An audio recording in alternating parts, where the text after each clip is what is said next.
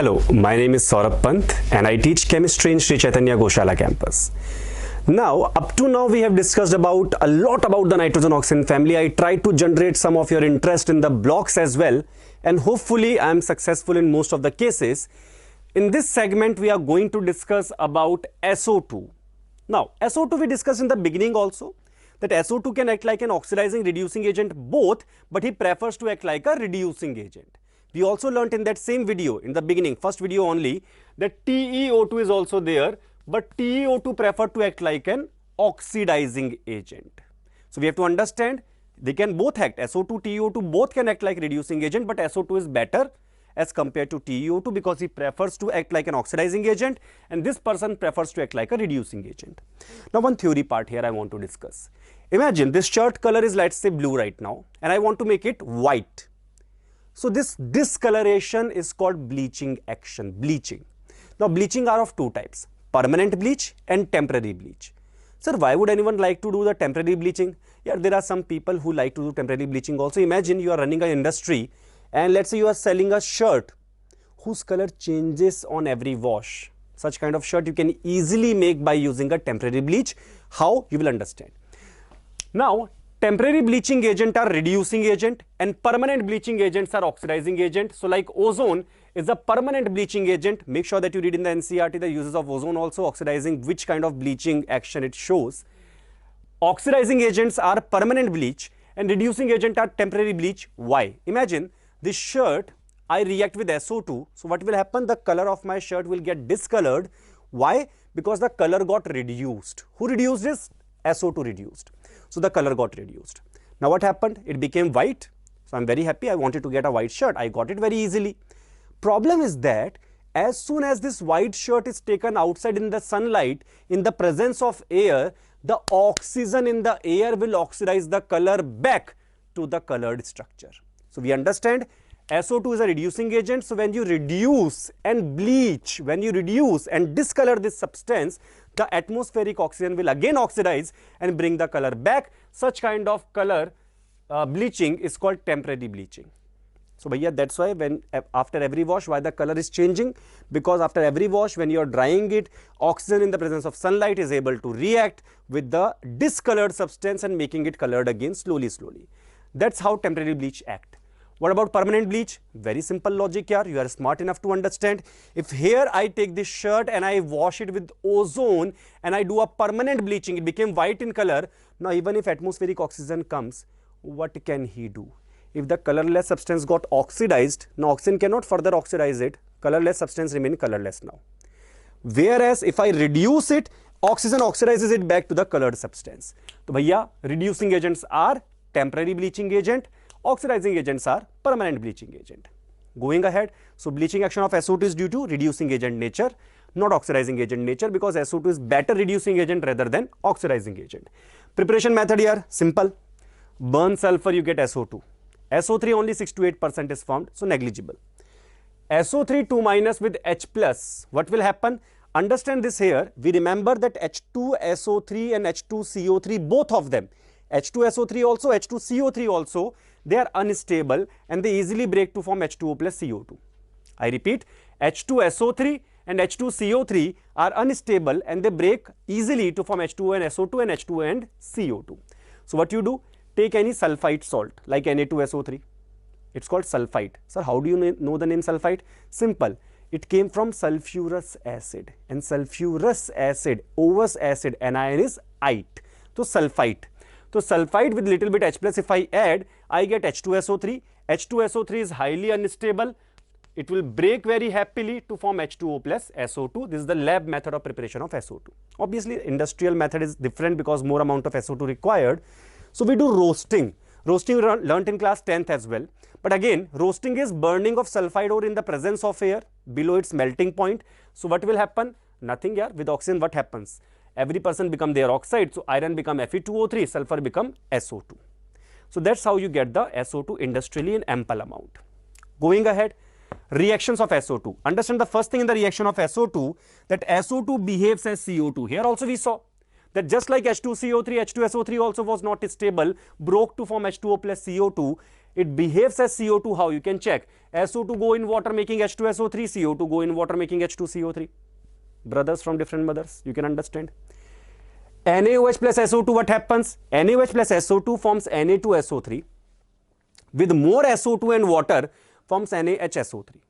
Same way, NaOH with CO2 forms Na2CO3, sodium carbonate. With more CO2 forms sodium bicarbonate. So same to same reactions are there, bhaiya. So CO2 act like CO2 and SO2 act like each other. One more thing I can use here. Now this was the chemical behavior. But one very cheap shortcut I will tell you, it will help you to remember one very important thing. It's a quick recap. You remember this thing that in carbon family you have read that CO2 is a gas, but SiO2 is a solid? No sir, I don't remember. SiO2 is the soil around you. Can soil fly in the air as a gas, or it is there on the ground only? So soil or the clay or the sand around you is silica, and silica is solid, CO2 is gas. In the same way, see, bhaiya dekho, tricks helps a lot of things. After sulfur, who comes? O, say, sulfur, selenium. Similarly, SO2 is a gas, selenium oxide is a solid. Easy to remember, nice trick, cheap shortcut. Reason is also nearly same, that silica is a network-like structure, that's why it is solid. SiO2 is also network-like structure, does not matter, because SiO2 structure not there in the NCERT, not there in your course. In fact, no one asks also, many of the people don't even know also. So let it be. Understand with this trick that SO2 behaves as CO2, it is true, it is true. They are chemically same, they behave in the same way, they both form weak acid H2CO3, H2SO3 in aqueous medium. One more thing complementary, let us remember that CO2 is a gas, SiO2 is a solid, back to back. Similarly, SO2 is a gas, SiO2 is a solid. So it will be helping us a lot. Going ahead, SO2 react with chlorine to form SO2Cl2. So it just takes chlorine there. Is this a normal reaction or some oxidation reduction is happening? So yaar bhaiya, SO2 is acting like a reducing agent. How? He is himself getting oxidized and forming SO2Cl2, and because of this property, SO2 is used to absorb the extra chlorine from the samples. So this is used as anti-chlor, and bhaiya charcoal is the catalyst used there. Going ahead, acha, what will happen when this SO2Cl2 is added in water? Simple sir, sulfur in +6, so +6 oxy acid. Sir, sulfuric acid is the +6 oxy acid. Very lallu logics are there, and every time same logics are repeated. SO2 as reducing agent. So here only good reaction that I like of SO2 as reducing agent is Fe3 plus becoming Fe2 plus. SO2 reduces 3 plus to 2 plus. Himself getting oxidized to sulfate. So sulfate is formed as a byproduct. So if they ask you in options, in which of the following reaction SO2 act as an reducing agent? Act as a reducing agent. Check in the option where sulfate is there in the product. In that case, SO2 is getting oxidized to sulfate and himself acting like a reducing agent. Getting oxidized, that means reducing agent. So Fe3 plus got reduced to Fe2 plus, SO2 reduced him. Now the second reaction, I find it very funny yaar. Imagine you go to a wrestler, hai na? You go to a wrestler and you start speaking foul-mouthed in front of him. So what will happen? The wrestler will firstly ignore you, and afterwards, if you are going too much above the limit, he will punch you on the face. You should not do that. But think about it, you come back to your friends and next day you say, I got a punch from the wrestler. Bhai sahab, wrestler punched you. There is a difference in that. You did not obtain it, you did not achieve it. He punched you. In the same way, here SO2 is going to his friend and saying, bro, I acted like a reducing agent. I reduced permanganate. Bhai sahab, this uncle, he oxidized you. So MnO4 minus oxidized SO2, and people say SO2 acting like a reducing agent. Correct, SO2 act like a reducing agent. Why? Because MnO4 minus is a very well-known, world-famous oxidizing agent. He oxidizes SO2 to SO4 2 minus. This reaction is very important. Why? Because KMnO4 is a little bit pinkish in color, and this color get decolorizes when the reaction occurs. So this decolorization of KMnO4 is a test of SO2. Is a test of SO2. Can CO2 show this test, sir? Nahi. In redox reaction, for acid-base reaction, SO2, CO2 behave similarly for acid-base reaction. But for redox reaction, SO2 is easily oxidized. Why? Because he is in +4, he can go up to +6. But CO2 cannot show this reaction because CO2 is already in +4 and the highest of carbon is +4 only. He cannot be further oxidized, whereas SO2 is oxidized also. So here the difference comes. That's why we are using this as a color, this as a test for the existence of SO2 there. Decolorization of KMNO4 is done by SO2. This was about the block part here in this SO2 part. Now one reaction is there, sir, you were saying SO2 act like an oxidizing agent. Where is the proof? In surface chemistry chapter, bhaiya dekho, whole NCERT we have to cover. It's not like, sir, this chapter was there in track 1, track 2. Track does not matter in the NEET exam. NEET exam do not know that we at Sri Chaitanya are teaching you track 1 or track 2. They will ask the question from mixing both the tracks also. So understand, SO2 act like an oxidizing agent. Only one reaction in your course with H2S. What happens here? SO2 get reduced to sulfur, and H2S sulfur, that is -2, get oxidized to sulfur.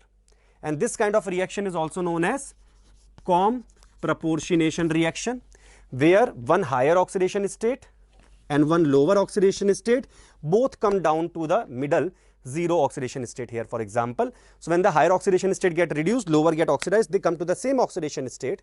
It is called com-proportionation, opposite of disproportionation. So here what happened? Only in this reaction SO2 acted like an oxidizing agent. So let us carry on with the next topic now. So let us go into the oxy acid of sulfur now. So we know very well one of the oxy acid of sulfur which is very common, known as kings of acid, is sulfuric acid. Is sulfuric acid the king of acid because it's the most acidic acid we have? No. The highest acidities of HClO4, or as if we know in our course, still H2SO4 is the king of acid because it is the most useful one. In the industries, we use H2SO4 maximum. That's why we call him the kings of acid. So let's carry on. So this king of acid, how to make him? So dekho yaar, there are 4 oxygen, logic same, one double bond O we have to attach. How many oxygens left? 3. So attach with single bond O. How many hydrogens are there? Only 2. So you attach to 2 oxygens here. Sir, now hydrogens are over. Now what to do? This oxygen valency is not yet over. He has to make 2 bonds. So one more double bond will come here and you get H2SO4 sulfuric acid. This acid is known as sulfuric acid. For example, I need to write the structure of peroxosulfuric acid. Peroxosulfuric acid. That means one peroxide bond I need. So I will just attach. Firstly, the structure is going to be, formula is going to be H2SO5. It is known as Carr's acid or peroxosulfuric acid. And just one oxygen I will attach to one of the OH. So double bond O, OH, OOH, and this is the peroxide bond. Very simple. Going ahead in the structure of H2SO3, how to make? Simple. One double bond O written, 2 oxygen left, so single bond. Then what? Hydrogen 1 given. Sir, after that you made one lone pair also. How do you know? Simple. Sulfur, how many electrons in the last shell? Sir, sulfur is from 16 group, and you told in the last lecture, group number minus 10 is the valence electron. So 16th group means, sir, 6 valence electron. See how many lines are there? 1, 2, 3, 4. Out of 6 electrons in the last shell, 4 are used for making bond. So here 2 electrons left. So one lone pair is left. So what is the hybridization? sp3. What is the hybridization? sp3. So I will tell you one secret. I'll tell you one secret here. In all the topics I'm going to discuss, all the oxy acids I'm going to discuss of sulfur here, all the oxy acid, the central atom hybridization is always going to be sp3. Nice trick, na? So all the oxy acids you are going to see here, the central atom sulfur is always going to have sp3 hybridization. Wait here, one more. All of them are going to have 2 acidic hydrogen. Everyone, each and every one. Let us check. So sp3 came. How many acidic hydrogen? 2 acidic hydrogens. So acidic hydrogens are also 2 in both the cases. Going ahead. Now, generally what happens, as the oxidation state increases in the oxides and oxy acid, acidic nature increases. We know that. Multiple times we have read also. Like sulfuric acid is more acidic than H2SO3. But only one exception is in your course. That is H3PO2 more than H3PO3 more than H3PO4. This is the acidic nature. Even though you can see oxidation state of H3PO2 is +1, +3 and +5 here. So we can understand oxidation state is increasing, but the acidic nature is decreasing only for the phosphorus oxy acid. That's the only exception. Sir, any reason is there? Reason are there, but no need to remember the reason, no need to understand the reason. It will just be a waste of time. Just remember as it is. Some things you can remember also if they are not much there in the NCERT directly. So anything not in the NCERT directly, I'm not explaining the logic of this. Cross conjugation, cyclic conjugation, I will have to explain first in the organic chemistry. Then this funda will come ki how the acidic nature is decreasing. Instead of doing that much hard work to understand it, you can just remember it for the time being. Going ahead, Now, let's make one more compound. Replace one double bond O with sulfur. So what we get? S double bond S, double bond O, OH, OH. Whenever sulfur comes, sulfur is also named as thio. So it was sulfuric acid, it became thiosulfuric acid. So S double bond S, double bond O, OH, OH. Sir, oxidation state, if you take H2S2O3 and you find using just the normal method, like this is X for example, so H plus 2 into plus 1 plus sulfur X plus oxygen always taken minus 2 if nothing mentioned, and overall charge 0. So on solving this, I get X equal to plus 2. So thiosulfuric acid average oxidation state is plus 2. But if you closely observe the structure, here sulfur is plus 6 and minus 2. Why, sir? See here, sulfur here is making 1, 2, 3, 4 sigma bond. So this uncle is sp3 hybridized. But this bhaiya sulfur is sp2 hybridized. So understand here, if the hybridization state here or sp, sp2, whatever you can take. If the hybridization state here is sp2 for example, okay, bhai? Then, sir, how can you say sp2? I can say in this way also, 1, 2, 2 bonds already formed. Out of 6 electrons, 2 electrons involved in the bonding, 4 left. So 2 lone pairs will be there. So we have 2 lone pair and 1 sigma bond. So 2 lone pair, 1 sigma bond, steric number 3. Steric number 3 means sp2. So out of sp2 and sp, who is more electronegative? If you remember your chemical bonding little bit, you will remember that electronegativity of sp is more than sp2 is more than sp3 for the same atom if we compare, for the same atom only, haan yaar. So here sp2 is more electronegative, so he will attract the shared pair of electron towards himself. So bhaiya 2 bonds, he will suck the electron by 2 bonds, so he get minus 2. This sulfur lost the electron by 2 bonds. Here also O was more electronegative. So for these 2 bonds also, O took the electron away. Here also O more electronegative. So bhaiya O took the electron away from here also. So sulfur bhai sahab in the middle, he made 6 bond, and each bond he made with more electronegative atom. So he lost 6 electrons apparently, hypothetically. So there the plus 6 oxidation state will come. Oxidation state is not the real charge. Oxidation state is a hypothetical charge. So the hypothetical charge we got is plus 6. Imaginary charge we got as plus 6. Imagining that all the electrons are partially shifted away. So here plus 6 lost. 6 electrons lost. On the other hand, sulfur here get minus 2. So 2 different oxidation states are there, minus 2 and plus 6. Going ahead, you remember this? Very beautiful, sweet logic. Ortho plus ortho minus water is pyro. So this is ortho acid. How?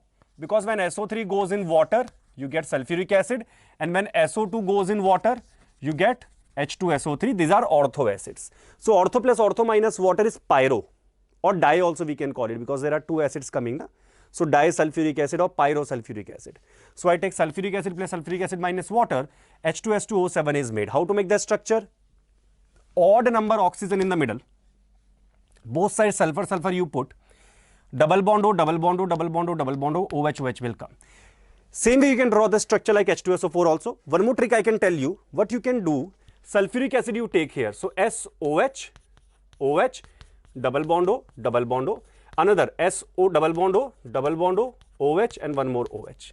And out of this 2 OH, water will be released and one O will come in the middle here. So this kind of oleum structure you will get. H2S2O7, also known as oleum, also known as pyrosulfuric acid, also known as disulfuric acid.